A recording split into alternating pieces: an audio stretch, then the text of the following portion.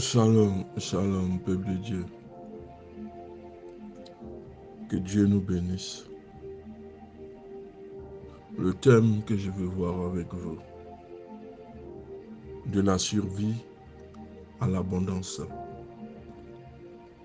Un chrétien ne peut pas survivre, non. Il ne doit pas survivre. Il doit marcher dans l'abondance. Dans l'abondance et la grâce que le Seigneur a réservée pour lui. Mais quand nous nous regardons, nous avons l'impression que nous ne sommes pas dans cette abondance. Nous voyons même que nous sommes dans la pauvreté la plus extrême. Dieu a préparé pour nous des projets de bonheur, des projets de grâce, des projets d'élévation. C'est ce que le Seigneur a présenté, nous a proposé. Des projets de bonheur, des projets de grâce, des projets d'élévation. Deutéronome 8, le verset 1. Devenez nombreux, prenez possession du pays. Après 400 ans d'esclavage, les Israélites ont reçu des mains de Dieu l'acte de possession d'un pays fertile, d'un pays luxuriant, un pays où coule le lait et le miel. Ce pays avait déjà été acheté une première fois par Jérémie 32. Une deuxième fois aussi par Abraham. Donc Canaan était la terre qui devait revenir en héritage au peuple d'Israël. C'était un territoire que Dieu avait déjà discerné au peuple d'Israël. Donc, après l'esclavage, le pays où il devait siéger était Canaan. C'est pourquoi après la souffrance, tu dois récolter ta bénédiction. Tu es resté en esclavage pendant des années. Ta vie a été une sorte d'esclavage. Mais l'Éternel te dit que l'esclavage dans lequel tu es n'est que temporaire. Parce qu'il a déjà décrété quelque chose au-delà de cet esclavage. Il avait promis alors au peuple d'Israël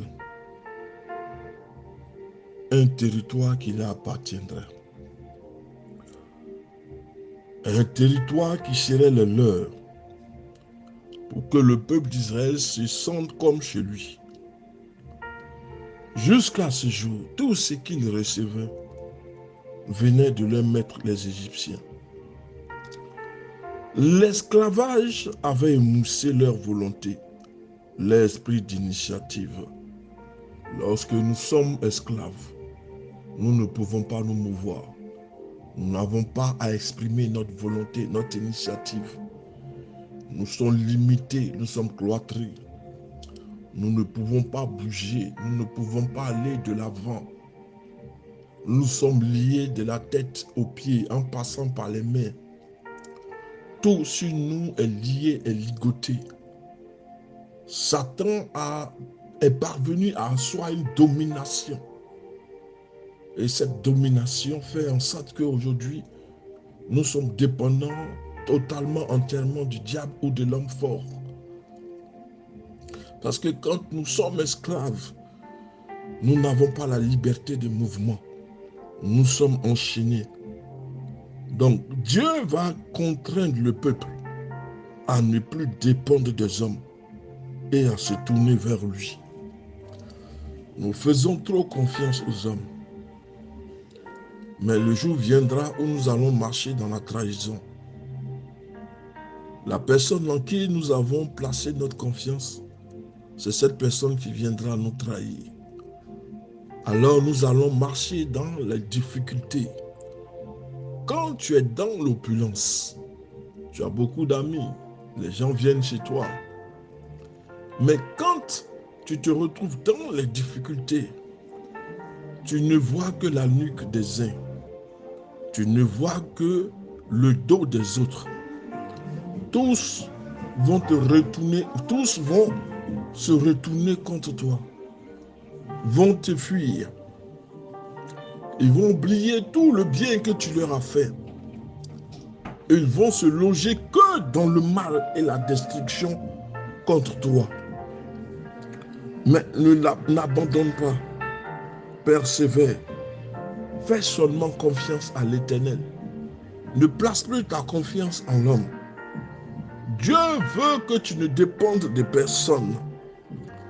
Parce que dépendre des autres, ça risque de nous rendre vulnérables, de nous limiter dans notre croissance en maturité. Lorsque Dieu conduisit son peuple dans le désert, loin des oignons et des poireaux qu'il avait tant aimés en Égypte, c'était pour les forcer à développer un appétit pour la manne. L'oignon et le poireau sont deux nourritures, deux substances physiques. Mais ce que Dieu voulait donner à son peuple, c'était les préparer à manger de la manne. Or, la manne, nous savons une chose. C'est Christ lui-même révélé. C'est pourquoi il dit que mon corps est comme un pain, une nourriture, et mon sang comme un breuvage qui nous propulse dans la nouvelle alliance. Le sang de l'agneau non seulement lave l'ancienne alliance, mais nous positionne dans la nouvelle alliance. Dieu nous apprend ce soir de ne dépendre, de ne compter que sur lui seul. Nous ne devons nous appuyer sur personne d'autre que sur lui seul. Ne dépendre que de lui, de ne faire confiance en personne d'autre que lui. Dieu veut nous apprendre à grimper, à monter d'échelle, à sortir de la nourriture solide pour manger de la nourriture physique pour manger la nourriture spirituelle. Nous sommes par contre en train encore de manger la nourriture des enfants, la nourriture des bébés. Dieu, quand il te sépare de quelque chose, c'est pour t'amener à une situation beaucoup plus grandiose, beaucoup plus haute. Mais nous préférons manger ce qui nous rend encore bébé spirituel. L'Éternel a conduit son peuple loin du peuple d'Égypte, loin des oignons et des poireaux. L'Éternel était en train de les forcer à développer un appétit pour la manne, un aliment que lui seul pouvait leur procurer. Si Dieu nous enlève une ancienne source de provision, cela ne signifie pas que cette source était mauvaise. Mais l'Éternel a décidé de nous fournir une nouvelle source d'approvisionnement. L'Éternel ne t'arrache pas ce que tu aimes. Ça dit, Dieu veut te faire évoluer. Donc quand il te sort d'une situation, c'est pour te mettre dans une situation meilleure. Et il veut que tu sortes de tes habitudes pour emprunter un chemin qui va te propulser beaucoup plus haut. Mais nous cloisonnons, nous nous plaisons, nous nous cloisonnons dans une situation qui va à l'encontre des desseins de Dieu. Mais lorsque le plan de Dieu va s'accomplir, doit s'appliquer et doit s'accomplir, l'Éternel va nous forcer à changer de situation. Dieu va nous préparer à une situation meilleure. Dieu veut ce soir que tu apprennes à compter et à dépendre de lui seul. Il a décidé de te fournir quelque chose de nouveau.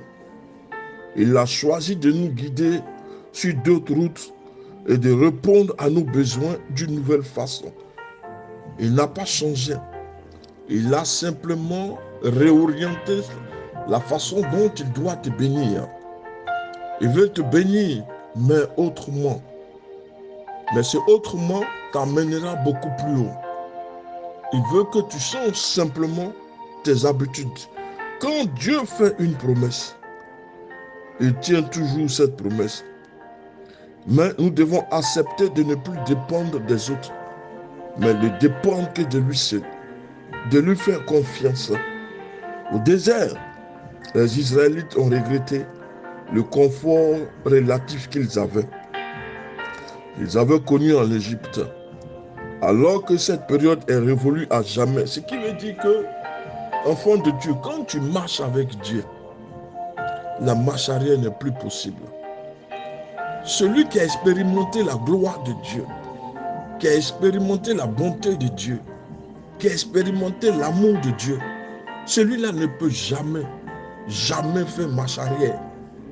Si vous faites marche arrière, c'est que vous n'avez pas expérimenté celui qu'on appelle Jésus-Christ de Nazareth. Vous voulez marcher dans le compromis, c'est pourquoi vous regardez en arrière. Mais dès lors que vous êtes engagé, dès lors que vous marchez selon ses préceptes, ses ordonnances, dès lors que vous avancez selon son plan, vous ne pouvez plus regarder en arrière. Le peuple de Dieu regardait en arrière. Alors que le Dieu Tout-Puissant était avec eux, il regrettait l'Égypte, il regrettait le monde. Celui qui marche avec Dieu, qui a expérimenté la gloire de Dieu, celui-là ne peut jamais regarder en arrière. Nous ne pouvons plus faire marche arrière. Quand Dieu dit ceci, devenez nombreux, prenez possession du pays. Le plan de Dieu était de faire passer, de nous faire passer, de faire passer son peuple, de faire passer les chrétiens d'une économie de survie à une économie d'abondance. L'Éternel veut que son peuple soit dans l'abondance, que son peuple abandonne le lait dont il s'était nourri en dépendant des Égyptiens pour se nourrir de la viande que l'Éternel allait leur procurer. Dieu veut que tu abandonnes. Dieu veut que tu rejettes